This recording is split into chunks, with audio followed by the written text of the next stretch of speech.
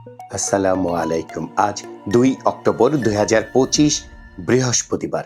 আজকের প্রধান প্রধান খবর নিয়ে উপস্থিত হয়েছি আমি আনোয়ার বাবু। জাতীয় ঐক্যমত্য কমিশনের সঙ্গে চলমান দীর্ঘ সংলাপ প্রক্রিয়ায় সমঝোতার অংশ হিসেবেই বেশ কয়েকটি বিষয়ে আপত্তি জানিয়েছিল কয়েকটি রাজনৈতিক দল। ওই বিষয়গুলো বাস্তবায়নের কথা জুলাই জাতীয় সনদের চূড়ান্ত ভাষ্যের অঙ্গীকারনামায় ছিল না। কারো কারো দ্বিমত থাকা এই বিষয়গুলোর নিষ্পত্তি কিভাবে হবে তার উল্লেখ না থাকায় প্রশ্ন তুলেছে কয়েকটি দল। এমন অবস্থায় চূড়ান্ত ভাষ্য সংশোধন করে নোট অব ডিসেন্ট বিবেচনায় নিয়ে নির্বাচনে বিজয়ী দলের ব্যবস্থা নেওয়ার বিষয়টি যুক্ত করা হচ্ছে। শারদীয় দুর্গা পূজার মহানবমীতে গতকাল বুধবার মন্দির মণ্ডপে বেজেছে আনন্দ বেদনার মিশ্র সুর। দেবী দুর্গার বন্দনায় ছিল ভিন্ন এক আবহ। উৎসবের আনন্দের পাশাপাশি ভক্তদের হৃদয়ে মেঘ জমেছে দেবীকে বিদায় দেওয়ার কথা ভেবে। আজ বিজয়া দশমীর পূজা অর্চনার পর প্রতিমা বিসর্জনের মধ্য দিয়ে শেষ হবে বাঙালি হিন্দু ধর্মাবলম্বীদের প্রধান ধর্মীয় উৎসবটি। বাংলাদেশ ক্রিকেট বোর্ডের নির্বাচনে সাবেক দুই অধিনায়ক আমিনুল ইসলাম বুলবুল ও তামিম ইকবালের সম্ভাব্য লড়াই নিয়ে এক সপ্তাহ আগেও উত্তাপ ছিল। সেই উত্তাপ কার্যত শেষ।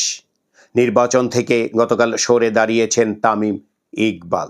শুধু তামিমই নন, তার পক্ষের প্রার্থীরাও ক্লাব ক্যাটাগরির 12টি পরিচালক পদে প্রার্থিতা প্রত্যাহার করে নিয়েছেন।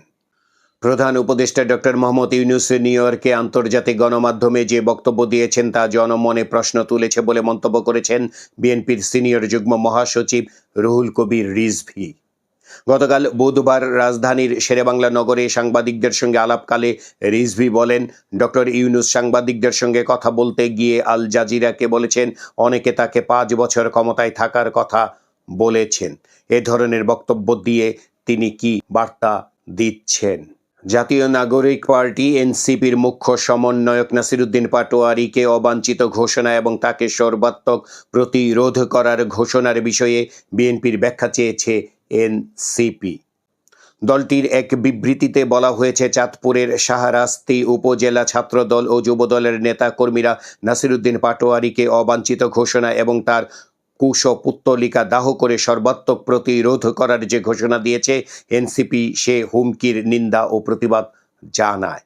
এনসিপির এক বিজ্ঞপ্তিতে বিএনপির উশৃঙ্খল ও আগ্রাসী মনোভাবের নেতাকর্মীদের ব্যাপারে সাংগঠনিক ব্যবস্থা নেওয়ার আহ্বান জানানো হয়।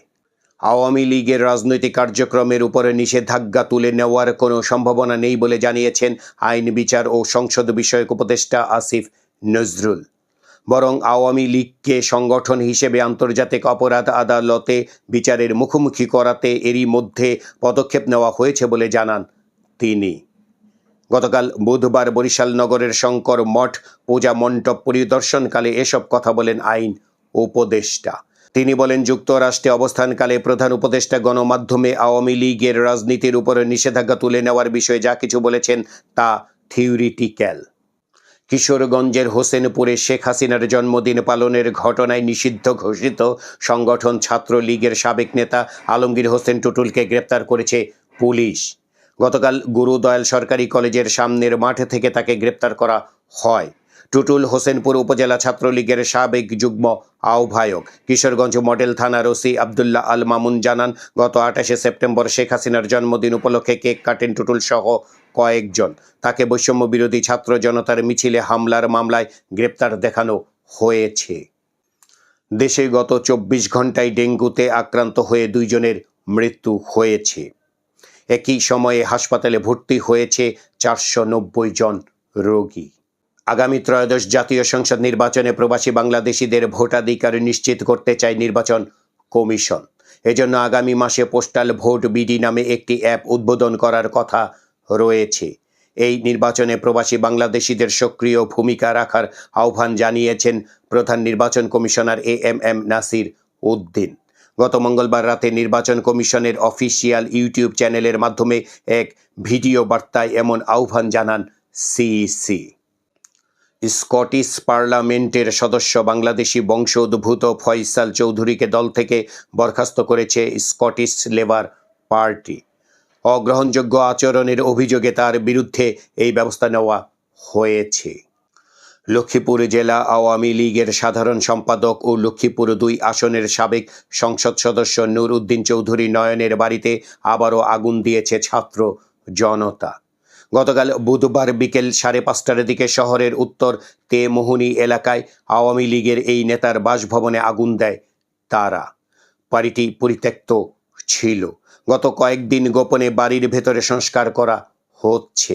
বিষয়টি ছাত্র জনতার নজরে আসার পর তারা পুনরায় বাড়িতে হামলা, ভাঙচুর ও অগ্নিসংযোগ করে। ছাত্র জনতা অভিযোগ করে বলে, জুলাই আন্দোলনে লক্ষ্মীপুরে 4 ছাত্র জনতাকে গুলি করে হত্যা করা হয়েছে। সে মামলায় অন্যতম আসামি নূর উদ্দিন চৌধুরী নয়ন। বাংলাদেশ জামায়াতে ইসলামীর আমির ডাক্তার শফিকুর রহমানের সঙ্গে সাক্ষাৎ করেছেন সুইডেন ও ব্রাজিলের রাষ্ট্রদূত। গতকাল বুধবার রাজধানীর বসুন্ধরায় আমিরের কার্যালয়ে 2 রাষ্ট্রদূত পৃথক পৃথকভাবে সাক্ষাৎ করেন। জামায়াতের বিজ্ঞপ্তিতে এ তথ্য জানানো হয়। টানা কয়েকদিনের উত্তেজনা ও সহিংসতার পর ধীরে ধীরে স্বাভাবিক হয়ে উঠছে খাগড়াছড়ির পরিস্থিতি। গতকাল বুধবার সকাল থেকে শহরের বিভিন্ন এলাকায় প্রাণ চাঞ্চল্যের চিত্র দেখা গেছে। দোকানপাট খুলতে শুরু করেছে, হাট বাজারে মানুষের ভিড় বাড়ছে, আর সড়কে ছেড়ে যাচ্ছে যানবাহন। দুপুরের পর থেকে প্রধান সড়কগুলোতে যান চলাচল বাড়তে থাকে। কয়েকদিনের থমথমে পরিস্থিতিতে মানুষের মনে যে ভয় ও উৎকণ্ঠা ছিল তা কাটতে শুরু করেছে। তবে পুরোপুরি নিশ্চিত হতে পারছেন না স্থানীয়রা।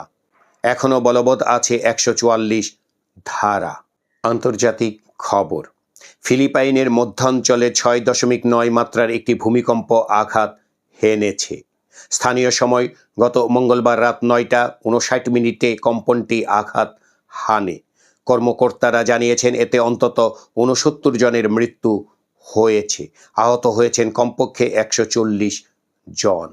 বিনোদনের খবর। জেমসের জন্মদিন আজ। 1964 সালে নওগাঁয় তার জন্ম। বড় হয়েছেন চট্টগ্রামে।